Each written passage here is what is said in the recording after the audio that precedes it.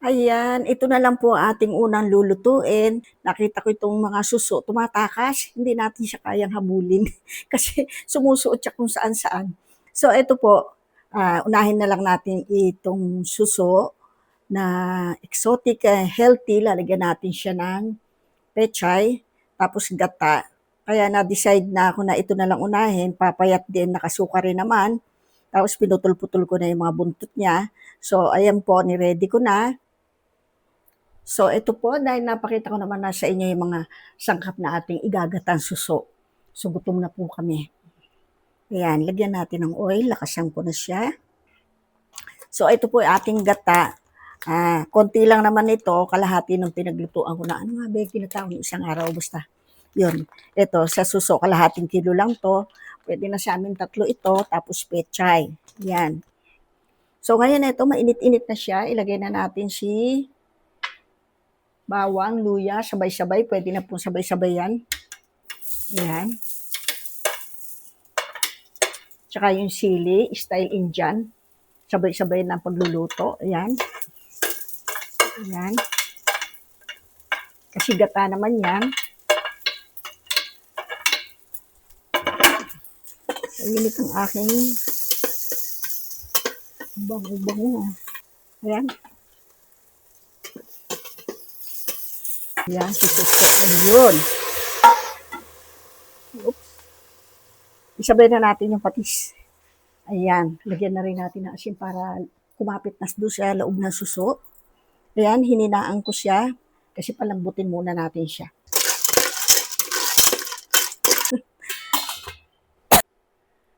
So, ayan po, naka 15 minutes na. Dapat 10 minutes check natin, pero sinakto ko ng 15 minutes. Ayan. Ano na siya, matutuyo-tuyo na. Hindi ko pa po siya nilalagyan ng tubig. Nilow fire ko lang siya para hindi siya tumabang. Ayan. So, ngayon, tinunaw ko na po itong coconut powder. Ang siya para another 10 minutes uli. So, pwede na. Pag naka 10 minutes na, lalagyan na po natin si pechay at saka si paminta. Pwede ko na rin siya lagyan ng paminta. Kukover ko siya. So, ayan na po siya. Ayan. 8 minutes pala, excited na ako. Ala pang 10 minutes. Pero okay lang, check natin. Wow. Ayan siya. Ilapit ko yung camera. Nag-ubuo nag-melt siya. Di bale. Low fire naman. Ayan, ako malapit na pala siya matuyota. Lagay ko siya mababa. Ayun, tulang. Ayan. Pwede ko na ilagay ang pechay para matimplahan na po natin. Tikman muna natin yung alat niya. Magtutubig pa po ito pag nilagay ko si pechay, pero sakto lang. Daming gata pala. Nagamit ko na yung kalahati nun eh. Tama lang alat. Pag nilagay ko ito, tatabang. Bahala na. Sarap. Maraming kain ito. So, ilagay ko muna yung mga yung sanga-sanga niyang matigas. Ayan, mauna na muna siya dyan. Papailalim natin para magtutubig po yan. Magtutubig. Sakto. Sarap. Late. Tanghalian na po namin ito. O, so, nag-intay-intay na sila. Sanay naman kami kumain ng mga 2 o'clock, 3 o'clock kasi sa umaga, coffee at saka tinapay lang, okay na. Mga bandang 10 yun o 11. Kami nagko-coffee.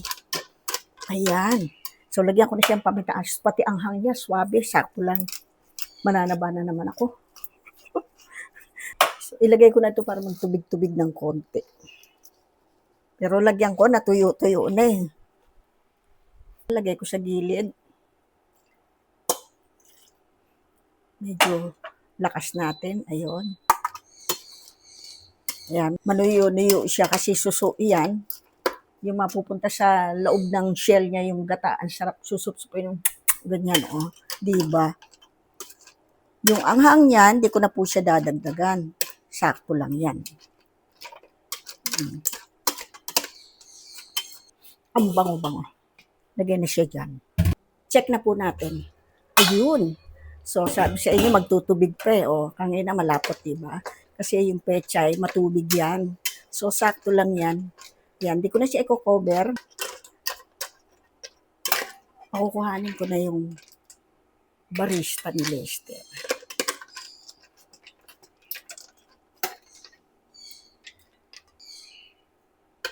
Yan. Okay na to sa akin.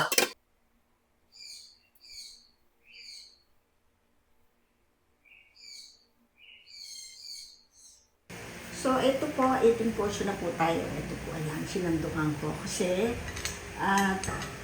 pinati ko po sa tatlong parte, kaming tatlo dito, kay Gary, tsaka kay Francis. Sakto po yan, ito po yung kanin ko. Ayan. Ayan. Lunch po ito. Talaga tinintay. So, ito po. Mga lulutuin po natin ngayon, laging simple.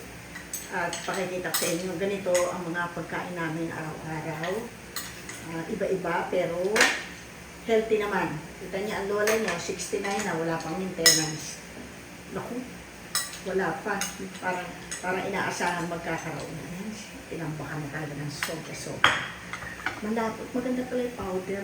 Kasi ang mahal na ngayon ng nyog. Dati nabibili ko lang 25 pagkagata ko yun. Purong gata. Eh ngayon, ano na siya? 60, 75 isa. Baka mas makakamura pa dito. Magatapaw. Hindi ko na kayo naalok. Unang subo po para sa inyo, mga OFW at mga nandito rin sa Pilipinas. Ito, magsipsipan na po tayo. Tutulis na naman ang nguso mo dito. Ang sarap. Dumiretso dito yung dumiretso dito yung sabaw.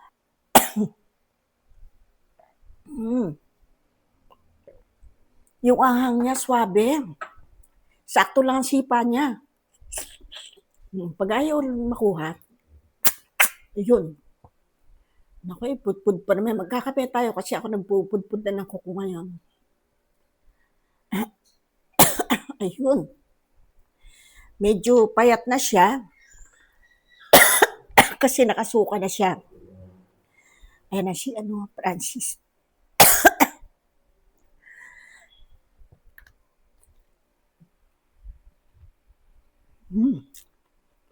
Sarap. Kuha kong toothpick. Kasi parang maskip siya. Ito po yung barista ni Lester. Tatlo kami kakain, si Gary, ako. Yan. So ito ang ating panundot.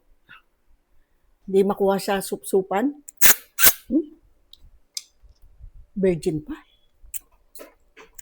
Yun. Nakuha. Naimbit naman yung aking baby. Dapat sapso yung lulutuin ngayon. So nakita ko yung suso, tumatakas nga. Tsaka papayat siya. Tapos yung pechay baka maluma. Yummy. Sakto lang ang hang niya. Pakiakit mo na kay Gary ito, no? Sa hagdan mo lang ilagay.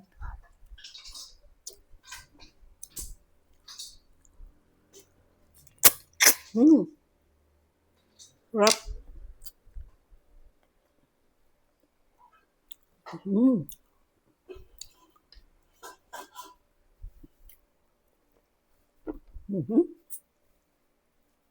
Kasama pala suso yung pechay.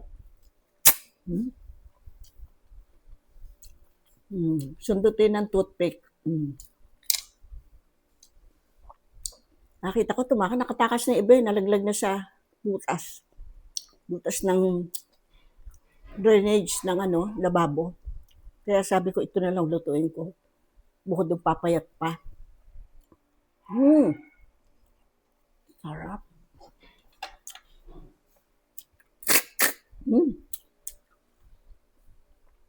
Buti naman buhay po lahat. Akala ko patay.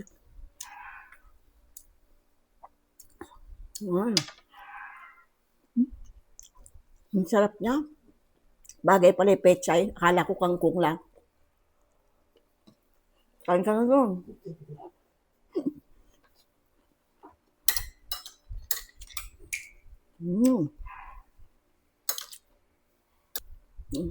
Sip-sip pa ulit.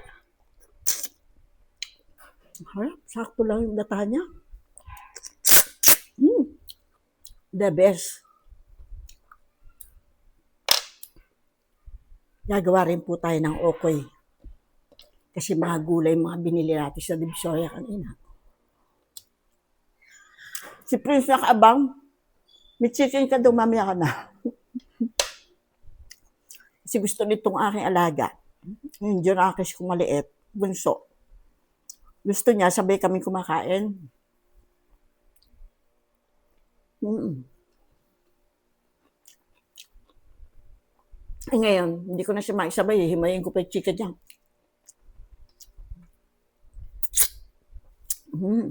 Yummy. Masarap din itong pulutan.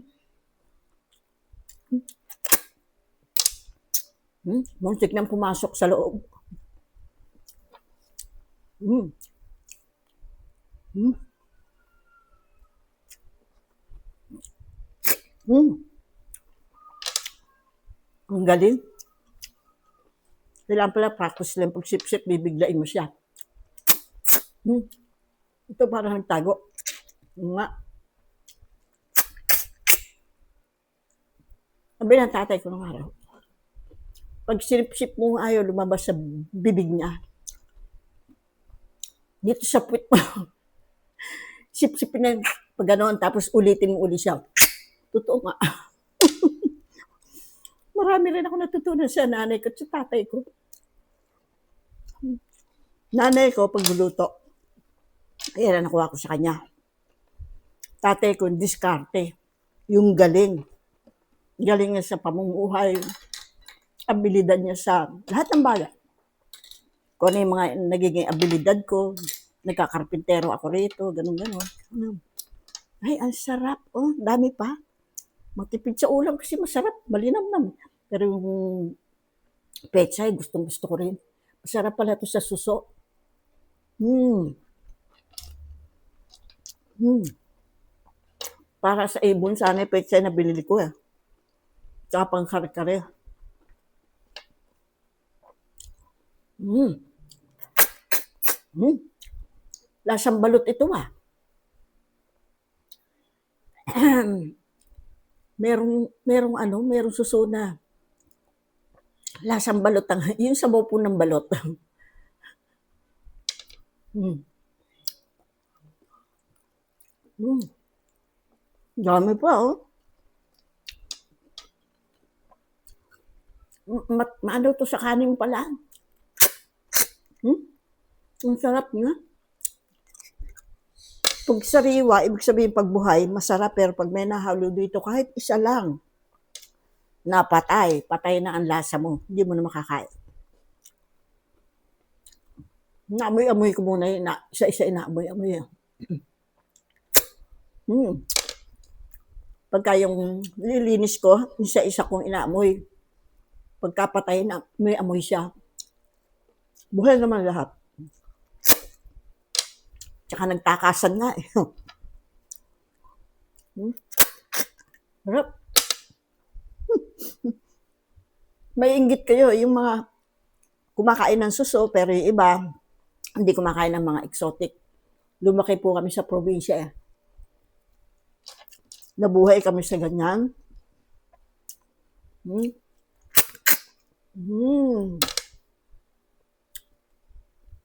Gusto ko nga dumayo ng Candaba, Pampanga.